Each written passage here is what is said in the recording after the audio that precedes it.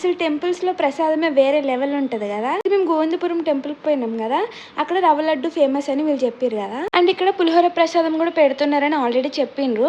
Mummy daddy అయితే తీసుకున్నారు, మేము కూడా ఉరుకుతున్నాం. గైస్ వీడిని గుర్తు పెట్టుకొని తర్వాత మాట్లాడదాం. ఇక్కడ ఒక్కొక్కరు ఫేసెస్ చూడండి ఎట్లా వెలిగిపోతున్నాయో ప్రసాదం దొరకగానే. అందుకే అంటారేమో టెంపుల్ లో ప్రసాదం ఇస్ అన్ ఎమోషన్ అని. ఇంకా నాకైతే అప్పుడు కాలు బెనికింది, కుంటుకుంటూనే ఉరికినా నేను కూడా ప్రసాదం కోసం. ఇంకా మేమైతే చాలా లక్కీ, ఎందుకంటే మేము వెళ్ళగానే అక్కడ క్లోజింగ్ అవుతుంది, మాకు ఇచ్చేసి ఆవిడ క్లోజ్ చేసిర్రు. సో మెయిన్ థింగ్ ఏంటంటే ప్రసాదం తినాలంటే కూడా అదృష్టం ఉండాలి. సో మాకు ఆ రోజు అదృష్టం ఉందన్నమాట. అంటే ఇక్కడ ప్రసాదం నడుచుకుంటూ తినకూడదు, ఇక్కడ నిల్చొని లేదా కూర్చొని తినాలి, లేదంటే బయటకు తీసుకెళ్లి తినాలి. ఇందాక ఒకరిని గుర్తు పెట్టుకోమన్నా కదా, వీడు ఆల్రెడీ మాకంటే ముందు పోయి ప్రసాదం తీసుకున్నాడు.